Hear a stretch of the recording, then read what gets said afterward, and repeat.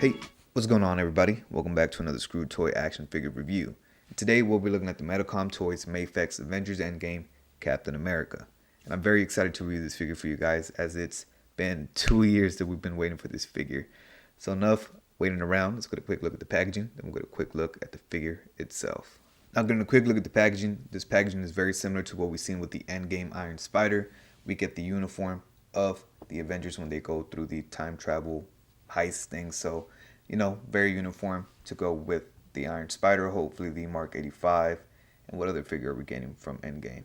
I think just Mark 85, so hopefully Mark 85 comes in the same packaging, so you get this very nice white glossy packaging. You get Avengers Endgame, you get Mafex number 130 in the line, very nice promo image of Captain America, the name of the character, the Avengers logo from the uniform. On the side you get a very nice promo image of Captain America, the symbol over here again, Avengers Endgame. Avengers Endgame, some promo images, all the accessories that it comes with, a whole bunch of bullshit down here. On the other side, another promo image, Avengers Endgame. On top, Avengers Endgame, Marvel. On the bottom, a whole bunch of bullshit. You do get the sticker to show it is authentic. If you're 15 and younger, you cannot play with this figure. Do not eat any of the accessories. But enough about this packaging. Let's crack this bad boy open. Now getting a quick look at all the accessories that Captain America does come with. And he does come with quite a few things. Starting off, he does come with a typical Mafex stand, but you also do get these parts. I'm not too sure what they're for. You get this rod right here that is just a translucent plastic that does peg into the stand, but then you get this weird looking clamp. I'm not sure what it's for. You do peg it onto the rod and it just kind of rests on there. Not too sure what that's for, but then you also do get this new style of clamp that I haven't seen from Medicom since I've owned Medicom figures, and it is just a clamp that does detach these little hooks right here, and as well you can peg it onto this rod over here, and yeah, you can have, I guess, Captain America on there. But yeah, very odd. Not too sure what they're for. If I do figure it out throughout the video, I'll let you guys know. You also do get this instruction sheet, and I recommend you guys, go through this as it, explains how to do the shield on the back, and it shows you how to get him looking like he's throwing the shield. You get a whole bunch of little cool, just tips on how to do it properly and not break your figure. So again, I do recommend you go through this little instruction manual. Now getting a quick look at all the hands that Captain America does come with. He does come with a set of fists, a set of open splayed out hands, a set of trigger finger hands, a set of jazz hands, a set of gripping hands, a set of gold digging hands, or we're number 1 hands. You also do get these splayed out hands with these pegs on them, and those pegs are for you to slide that Captain America shield between the hand and that peg to make it look like he's throwing the shield. Captain America does come with 2 sets of shields, this first one being this very nice clean shield, and he also does come with this busted ass shield, and the details on the shield are immaculate. The dirt, scrapes, the broken jagged edges just look amazing. Cap also does come with Mjolnir and this very nice lightning effect that ports over it. Captain America does also come with this very nice spinning Mjolnir effect. The only thing is this thing is a huge piece of plastic and it weighs his figure down. I couldn't get him in any dynamic poses because he just kept falling over and it was a pain in the ass. He does come with this little stand to hold up this giant piece of plastic, but it does a very poor job in my opinion. Now you can put the full shield on Cap's back, but the way they did it was overly complicated and over engineered in my opinion. So the way you do it is you have this little piece right here, it's a little plastic piece, and it does unpeg as so. So then you need to grab the full Captain America shield, and it does come with these 2 straps, the shorter one and the longer one right there. And the way you do it is you unplug this long one, you grab the broken shield, and you unplug, nope, that one, that's not it, that's the one I broke. But you grab this one with the longer pegs right there, a smaller strap with the longer pegs, and then you peg it onto the full shield as so. You grab this little piece right here, and you slide it, you slide it in this way, and then you push it back in this way so it can be in the middle as so. And then you grab this thing right here and you shimmy it underneath cap straps as so. And as you can see, this is not the easiest thing to do behind the camera. And there you go. You have the little plastic piece behind cap straps, and then it does have a peg hole there in the center, and you get the peg there in the middle, and you peg it on, and boom, you have Captain America's shield on his back. But yeah, I just feel like that was overly complicated for no reason. They should have just put a peg hole on his back and a peg they could stick. I don't know, they could have done something different, but this was overly complicated in my opinion. A quick correction, I did say that this plastic piece goes underneath the straps. It's actually the other way around. It goes above the straps, and then sliding that in as so, and then pegging in the shield. That looks 10 times better in my opinion, but yeah, it's actually this way around. Now Cap does come with 3 different head sculpts. The first one being a very neutral and stoic head sculpt. The second one being a angry gritted teeth head sculpt. The last head sculpt that he does come with is this unmasked Steve Rogers head sculpt, and I believe it's the best head sculpt we've gotten of Chris Evans to date. I mean, that is 100% Chris Evans right there. Maybe not spot on, but on the sides, yeah, I can completely see Chris Evans. And the cool thing that this figure does come with is that unmasked helmet. So yeah, very nice little bonus and touch by Medicom Toys. And here we have Captain America. And just straight up, man, as a action figure, I really do enjoy this figure quite a bit. Removing his shield from the back. This figure is pretty fun to play with, man. There's some things that really get on my nerves. Like the previous Captain America by Mafex, he does have these boot cuffs that really restrict the ankle pivot and movement from his ankles. So that does hinder this figure quite a bit in the lower area of his feet. But other than that, man, the only thing that I have to gripe about is the way the straps are engineered to peg onto the shield.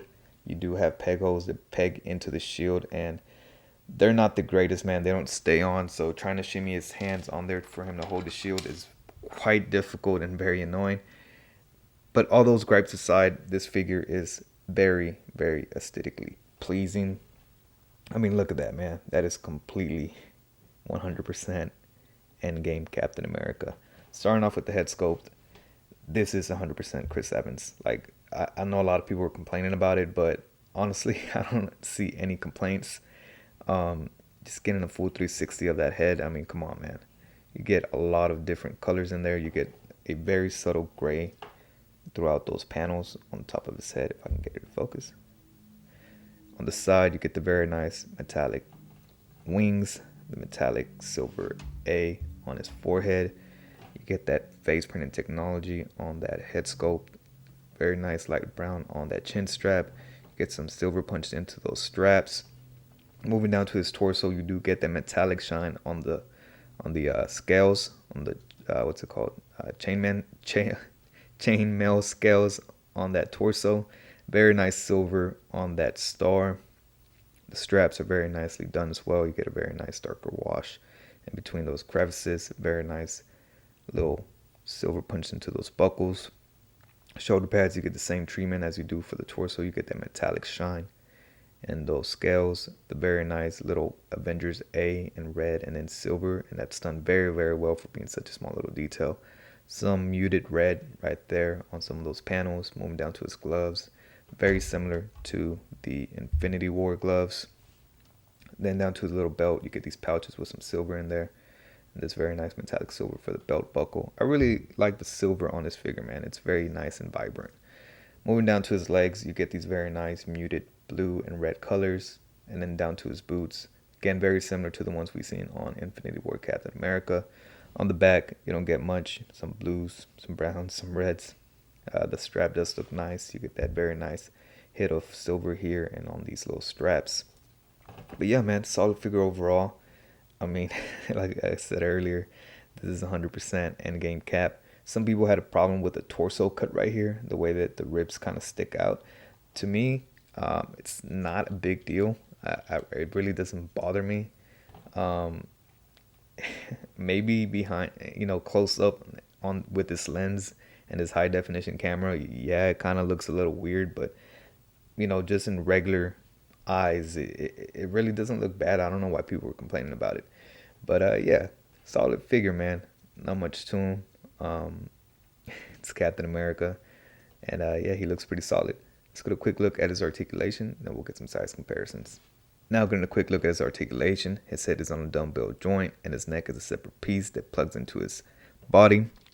So with those two, he can look up this much and this much down. He gets great amount of head pivoting. You get ball jointed shoulders that move up this much, and he can hit a very nice T-pose. You get upper bicep swivel, double jointed elbows, ball jointed at the wrist that swivels, rotates full 360, hinges up and down or vertically depending on how you have that ball joint configured. You do get butterfly joints that shift this much back and this much forward. You do get a diaphragm cut that pivots this much to this side, this much to this side. Oh, without popping it off. Popping it back in. Oh man, let me see. Popping it back in. He doesn't crunch much forward. He crunches a lot further back. With that lower waist cut, he can crunch still not much forward, but a lot further back. You do get waist swivel that is very stiff, so I need to loosen that up with some shock oil. You do get drop down hips that move down a great amount, so you can kick this much forward, a lot further back, this much to this side. You do get some shifting up there. You get double jointed knees, get boot rotation, so that is nice. And then you do get ankle pivots somewhere in there, but they're restricted by that cuff around his ankle, and yeah, you're gonna get like zero articulation out of that ankle. I mean, you can swivel it a little bit to the sides, get it to focus a little bit, swivel a little bit to the sides, but not much forward, not much back, and you get zero ankle pivot, and he does have toe articulation.